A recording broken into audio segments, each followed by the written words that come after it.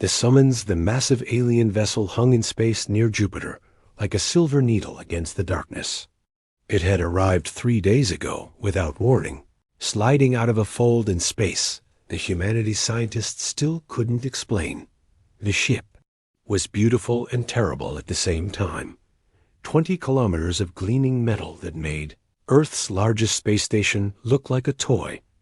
Inside the United Nations Space Command headquarters in Geneva, President Johnson stood before a wall of screens. Each one showed a different angle of the alien ship. General Smith, Earth's defense chief, stood beside him with his arms crossed. Neither man had slept much in the past 72 hours. "Play the message again," President Johnson said quietly. Main screen flickered to life. A tall, thin creature appeared, humanoid, but wrong in every way that mattered. Its skin was pale blue, its eyes were too large, and when it spoke, its mouth didn't move quite right. "People of Earth," the creature said in perfect English, though its voice carried an odd musical quality. "I am Ambassador Tor of the Galactic Council. We represent 200 civilized worlds across this galaxy. You have achieved faster than light. Travel. You have colonized other planets in your system. By galactic law, you must now join the Council." General Smith shifted his weight. He'd watched this message 50 times, and it still made his skin crawl. The alien continued. "The terms are simple. Earth will surrender all military weapons. Your warships will be decommissioned. Your nuclear arsenals will be destroyed. The Council will provide protection in exchange for your compliance with our laws. You will contribute resources and knowledge to the collective good. You have 30 standard Earth days to prepare for integration." The message ended with coordinates, a location in Earth's orbit where humanity should send their surrender confirmation. "They're demanding we give up everything," General Smith said. "Our entire defense structure gone, just like that." President Johnson turned away from the screens. Around the table sat the leaders of Earth's major nations. President Williams from the Americas Union, Chairman Lee from the Asian Coalition, Prime Minister Brown from United Europe, and a dozen others. Each face showed the same mix of fear and determination. "How many ships do they have?" President Johnson asked. Dr. White, Earth's leading xenologist, pulled up a holographic display. "Our deep space sensors can't penetrate their cloaking technology completely, but we're detecting gravitational anomalies. Many anomalies." She paused, adjusting her glasses. "Conservative estimate? At least 1,000 ships waiting in hyperspace." The room fell silent. Earth had exactly 112 combat-capable spacecraft. The math was simple and terrible. "What do we know about this Galactic Council?" asked President Williams. Dr. Brown, the head of the Xenocultural Studies Department, stood up. "We've analyzed their language patterns, their technology signatures, and what little historical data we can extract from their transmissions. The Council appears to be exactly what they claim, a massive interstellar government. They've been expanding for at least 3,000 years. And every species that joins them gives up their military?" General Smith asked. "Every single one," Dr. Brown confirmed. "It's their fundamental rule. No member species maintains independent military forces. The Council provides protection." "Protection," President Johnson repeated the word like it tasted bitter. "That's what the British Empire called it too, and the Romans, and every empire that ever existed." Chairman Lee leaned forward. "But those were human empires. These are aliens with technology we can barely understand.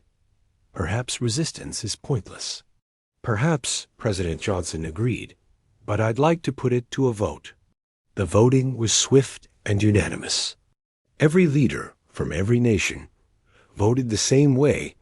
No surrender. As the meeting ended, General Smith pulled President Johnson aside. "You know they'll come for us." "I know," the president replied. "That's why we're going to use these 30 days wisely. Deep beneath the surface of Earth, in bunkers that didn't officially exist, scientists and engineers began working around the clock. Dr. White and Dr. Brown led teams analyzing every bit of data from the alien ship. If Earth was going to face the Galactic Council, they needed to understand their enemy. The countdown had begun. 30 days until the galaxy learned what humanity was truly made of. Asterisk the arrival day. 30 arrived with the precision of an executioner's schedule. President Johnson stood on the bridge of Earth's flagship, the Freedom, watching the countdown timer reach 0. Admiral Davis stood beside him, her weathered hands steady on the command console. "All stations report ready, Mr. President," Admiral Davis said. "Though I'm not sure ready is the right word when you're about to face 1,000 alien warships." Before Johnson could respond, space itself seemed to tear apart. Rifts of brilliant white light split the darkness around Earth. From each rift, ships emerged, massive vessels that defied human understanding of engineering. They were crystalline and organic at the same time, their hulls shifting between solid and liquid states.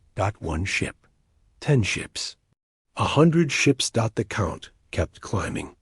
"Final count coming in, sir," Lieutenant Parker announced from the sensor station, his young voice trying not to shake.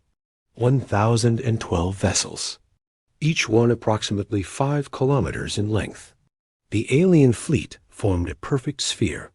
Around Earth, their positions so precise, it looked like a mathematical equation made real. Every ship's weapons ports were open, glowing with an eerie green light that made the planet's blue oceans look sick. The main view screen crackled to life. Commander Vex appeared, different from Ambassador Tor, more military in bearing.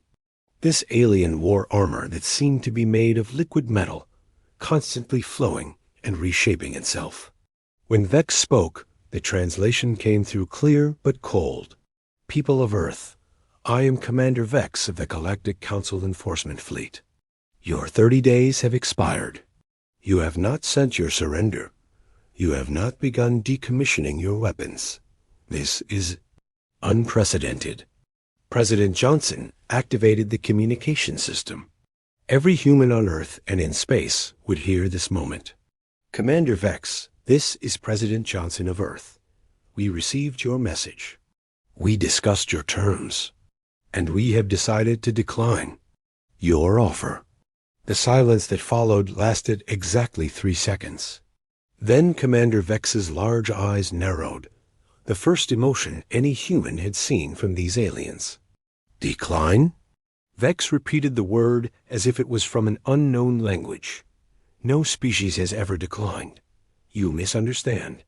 This is not an offer. It is the law of civilized space."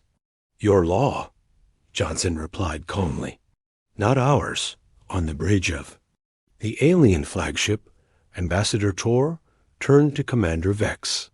"They are primitives. They don't understand what they're saying. Give them another chance." But Vex was already moving to the weapons console.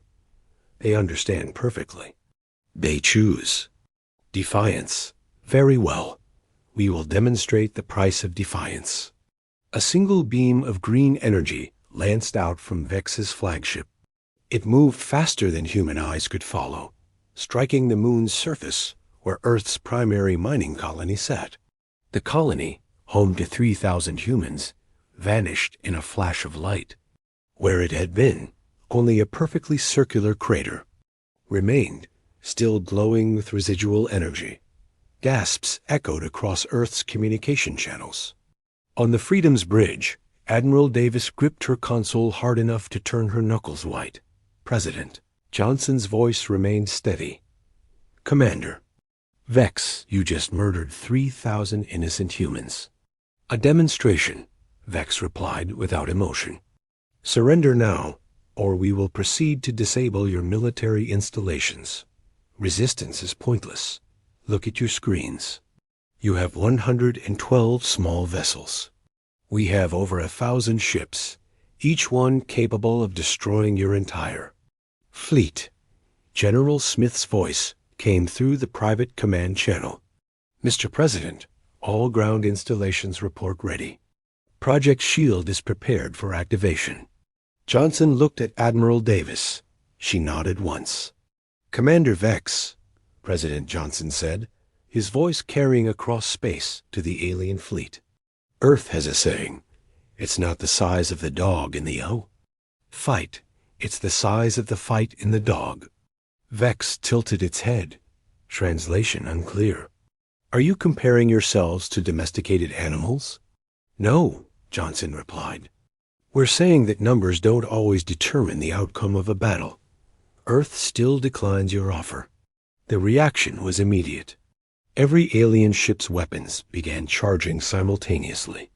The green glow intensified until space itself seemed to burn with emerald fire. On Earth, 20 billion humans looked up at the sky, seeing death itself surrounding their world. Commander Vex's voice boomed across all frequencies.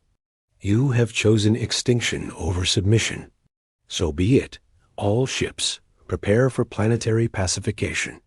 Target their military installations first, then their major cities.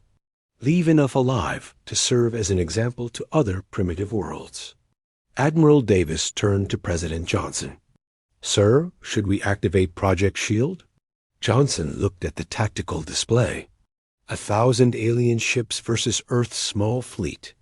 It should have been hopeless. It would have been hopeless if humanity hadn't spent the last 20 years preparing for exactly this moment. Not yet, Johnson said quietly. Let them fire first. Let the whole galaxy see who the aggressors are. The alien weapons reached full charge. Space itself seemed to hold its breath. Asterisk. Humanity's secret.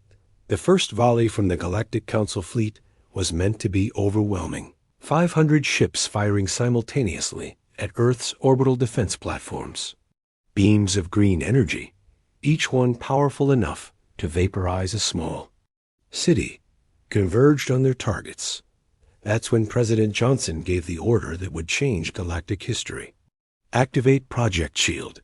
All stations, all satellites. Show them what humanity has been building. Across Earth's orbit, 10,000 objects that had been disguised as space debris, dead satellites, and asteroid fragments suddenly came alive. Each one was a node in the most complex defense network ever created. In the span of 2 seconds, they linked together, creating an energy web that surrounded the entire planet. The alien weapons fire struck the shield and simply stopped. The green energy spread across the barrier like water hitting glass, dispersing harmlessly into space. Some of it was absorbed, some reflected, but none of it reached its targets. On the alien flagship, Commander Vex stood frozen. That's impossible. They're using our own shield harmonics. How could they know our frequencies? Dr. White's voice crackled over Earth's communication system, broadcasting on all channels so the aliens could hear. Commander Vex, allow me to explain. 22 years ago, your council sent probe ships through our system. You thought you were being subtle, studying the primitives. But one of your probes crashed in our ocean. We recovered it. The doctor continued, her voice carrying the satisfaction of revealing a long-held secret. For 2 decades, Earth's best scientists have studied your technology. We learned your shield frequencies, your weapon signatures, your propulsion systems. We couldn't copy everything. You're still centuries ahead of us, but we learned enough. President Johnson added, we knew this day would come. The day when someone would try to force Earth to its knees, so we prepared. Every nation on Earth, working together in secret, building defenses specifically designed to counter Galactic Council technology. Impossible. Ambassador Tor spoke for the first time since the battle began. Primitives cannot reverse engineer Council technology. It would take them millennia. Doctor Brown's voice joined the conversation from Earth's Science Command. You're right. We couldn't understand all of it. But humans have a talent for taking things apart and making them work. even when we don't fully understand the theory. We call it engineering. You call it impossible. The real surprise came next. All ships, Admiral Davis commanded, drop stealth mode. Show them the real Earth fleet. Space behind Earth's moon shimmered like a heat mirage. Where there had been empty space, 500 warships appeared. They weren't as large as the alien vessels. The biggest human ship was only a kilometer long. But they were there, bristling with weapons that mixed human ingenuity with adapted alien technology. 500 ships? Commander Vex's voice carried. Surprise for the first time. Your record showed only 112 vessels. Captain Jones, commanding the stealth fleet from the warship Defiance, responded with a grin in his voice. Yeah, funny thing about records. We decided not to register our Black Ops fleet with the International Registry. Bureaucracy, you know. The human ships were unlike anything the Galactic Council had encountered. Where alien vessels were sleek and uniform, human ships were asymmetrical, practical, almost ugly. They had armor plating welded at odd angles, weapon systems jury-rigged to the hull, and engine configurations that violated several laws of physics as the aliens understood them. Your ships are crude, Commander Vex observed. Primitive modifications of stolen technology. Maybe, Admiral Davis agreed, but they work. And more importantly, they're crewed by humans. Do you know what makes humans different from your 200 civilized species, Commander? She didn't wait for an answer. We grew up fighting each other. For thousands of years, humans have been perfecting the art of war. We've turned conflict into a science. Every dirty trick, every underhanded tactic, every possible way to defeat a stronger enemy, we've tried it. And now we're going to show you what 8,000 years of human warfare has taught us. The human fleet began moving in patterns that made no sense to the alien tactical computers. Ships would accelerate toward the enemy, then suddenly reverse direction. They would cluster together, then scatter without warning. Some ships appeared to be damaged and drifting, only to power up when alien vessels approached. Lieutenant Parker, Earth's youngest cyber warfare specialist, initiated the next phase. Uploading virus packages now. Their computer systems are complex, but they all use the same base code. One of the benefits of a unified galactic system, standardization, also makes them vulnerable to the same attack. 50 alien ships suddenly reported system failures. Their shields flickered, their weapons went offline, and their navigation systems began feeding false data. The viruses were simple by human standards, the kind of malware that Earth's hackers had been creating since the dawn of the computer age, but the Galactic Council had never encountered them before. What is happening? Commander Vex demanded. Our systems are infected? With what? We call them viruses, President Johnson explained. Digital weapons. Another human specialty. You see, Commander, you made a crucial mistake. You assumed that because we're younger than you, we're weaker. But sometimes, being young means being creative, being desperate, being willing to break rules you don't even know exist. The battle for Earth. The battle erupted with a violence that shocked both sides. The Galactic Council, recovering from their surprise, responded with overwhelming firepower. 1,000 ships against 500 should have been a massacre, got it? Wasn't. Captain Jones led the first strike wing, 25 human vessels moving in perfect chaos. Where the alien ships moved in precise formations, maintaining optimal firing distances and textbook positioning, the human ships fought like wolves.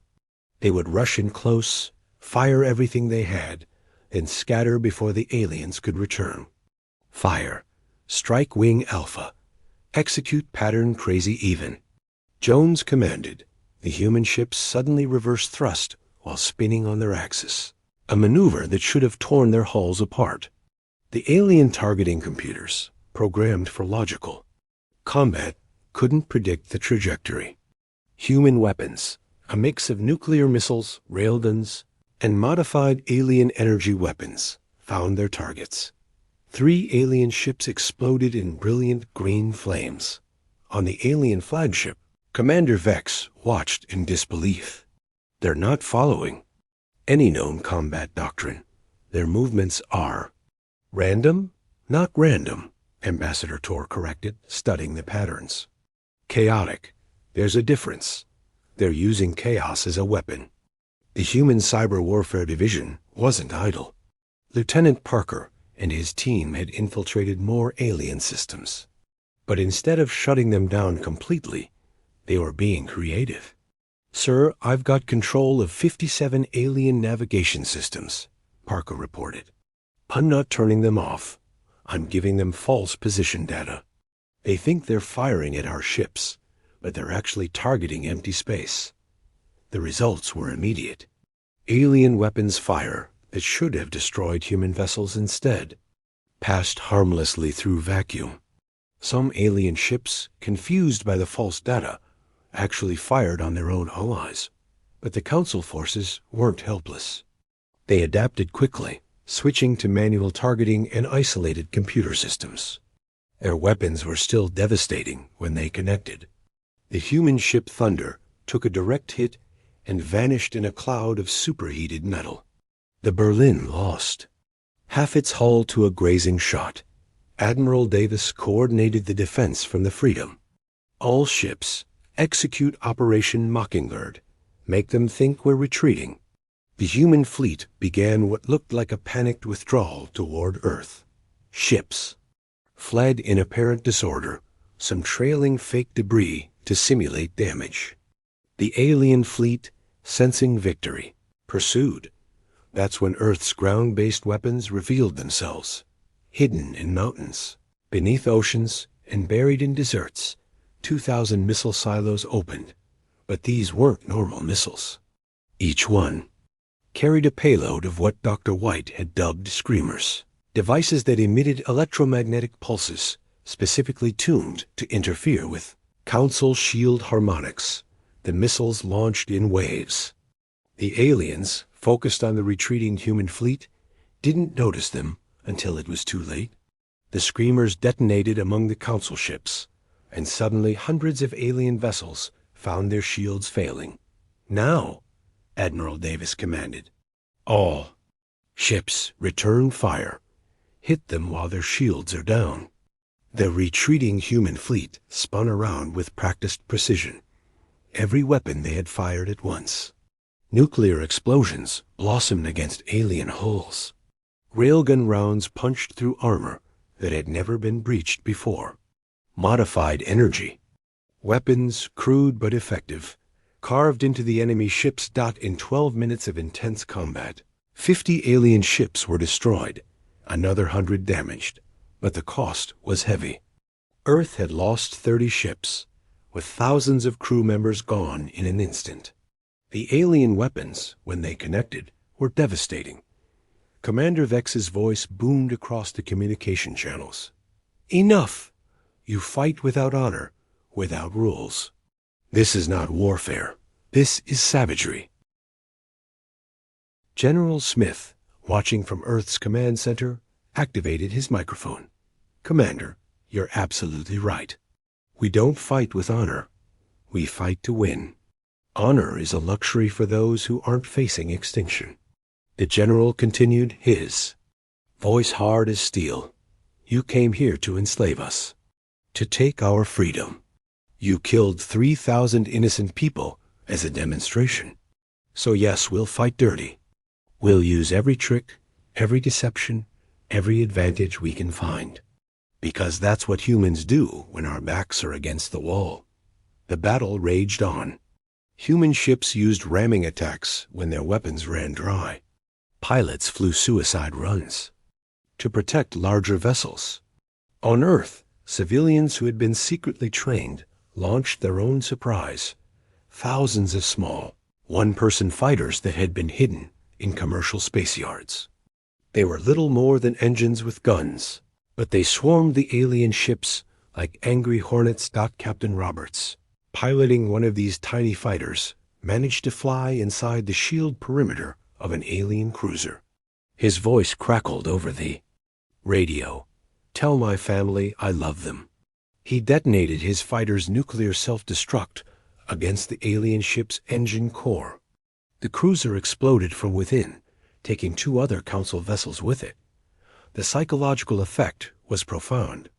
The Galactic Council had fought wars of conquest for 3,000 years. They had never encountered a species that would rather die than surrender. They had never faced an enemy who turned their own ships into weapons.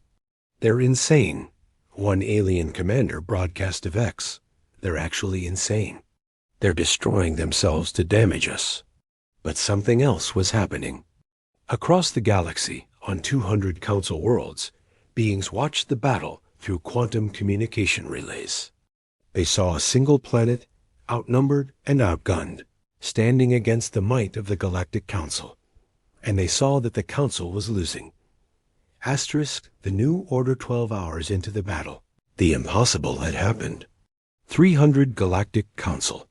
Ships floated dead in space, their hulls breached, their crews evacuated or killed. Another 200 had suffered critical damage. The mighty enforcement fleet they had never known defeat was in tatters. Earth's losses were severe, 200. Ships destroyed, tens of thousands dead. But humanity still stood. The shield network still held. And more importantly, the psychological victory was complete. Commander Vex stood on his damaged bridge, watching the tactical display with disbelief. Half of his fleet was gone or crippled. The primitives, these humans, had done the unthinkable. "Commander," Ambassador Tor spoke urgently, "we're receiving priority communications from the Council homeworld. Multiple systems are. Commander, 5 member species have declared independence. They're citing Earth's resistance as inspiration." The messages came flooding in. The Canary Union, subjugated for 500 years, had overthrown their council. Governors. The Dam Collective had seized control of council weapons depots. 3 other species had issued declarations of sovereignty, explicitly stating that if Earth could stand against the council, so could they. "This is spreading," Tor continued, reading the reports. "The entire outer rim is destabilizing. Member, species are demanding reform or threatening rebellion. They're calling it the Earth example." Commander Vex closed his large eyes. In 3,000 years of expansion, the Council had never faced a crisis like this.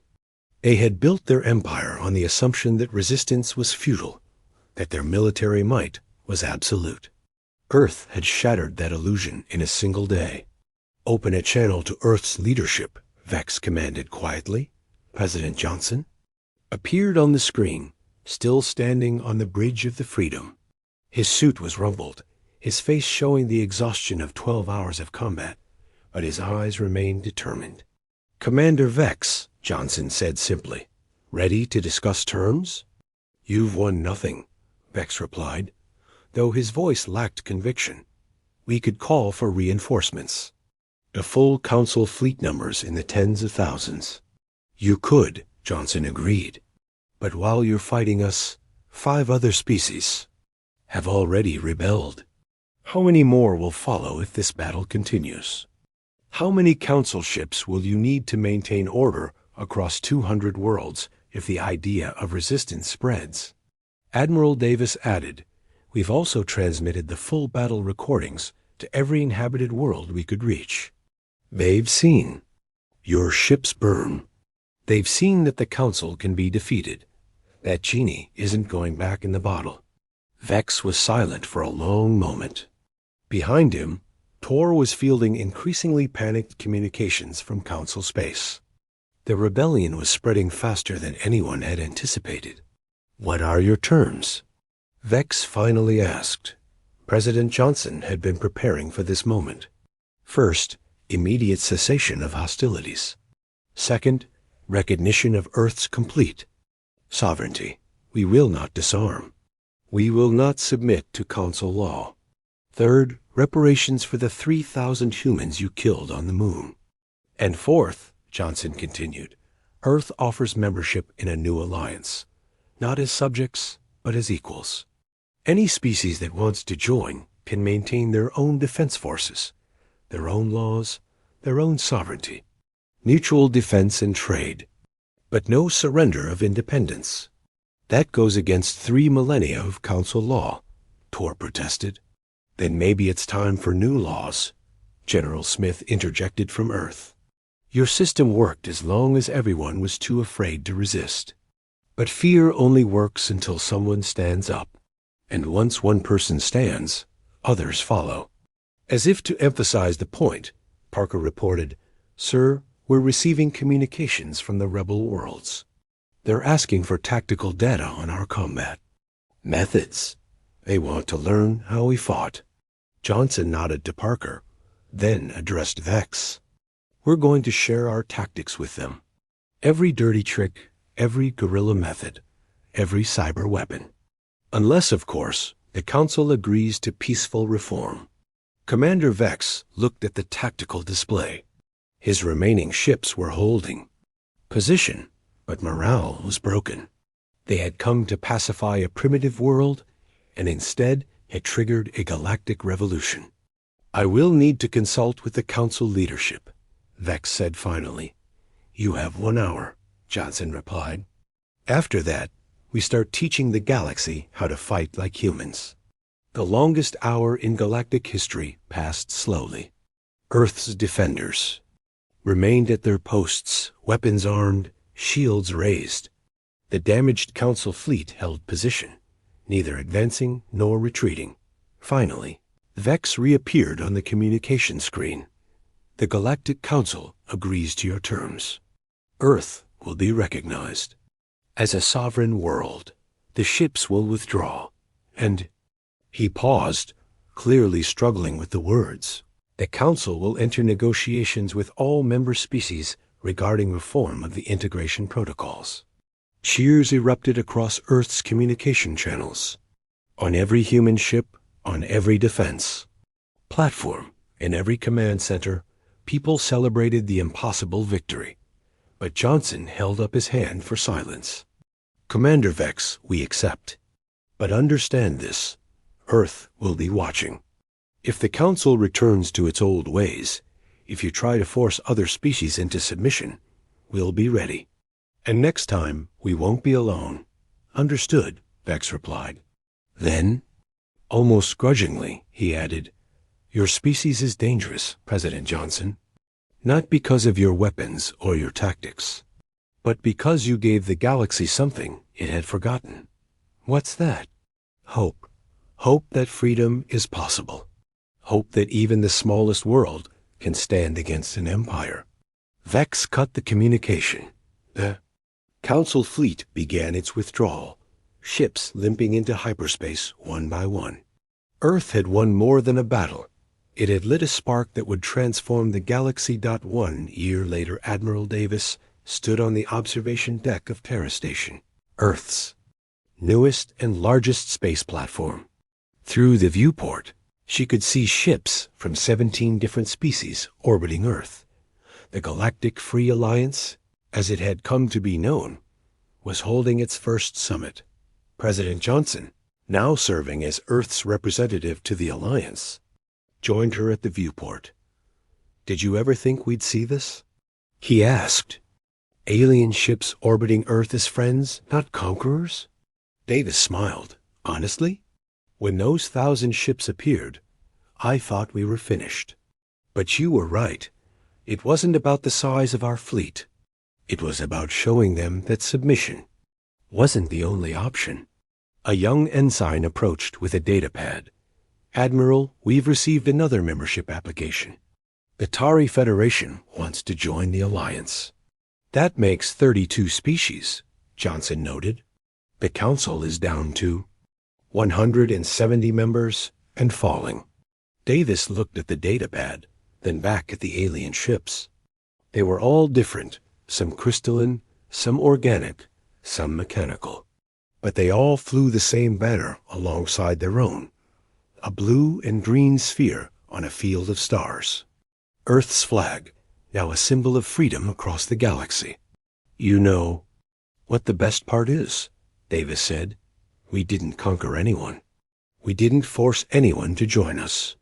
We just showed them that there was another way." Johnson nodded.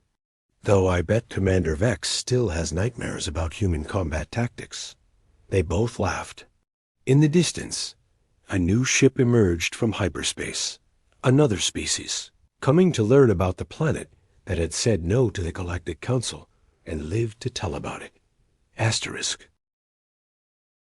Earth had ignored the Galactic Council's demands. 1,000 warships had surrounded the planet. And in the end, it wasn't Earth that changed Dot, it was the galaxy. "They thought we'd kneel," Admiral Davis said quietly, echoing the thought of every human who had lived through those terrible and glorious 12 hours. "They forgot the most important thing about humanity." "What's that?" Johnson asked. Davis grinned. "Humans have never been good at following orders." In the vast expanse of space, Earth turned on its axis, blue and green and beautiful. No longer alone, no longer helpless.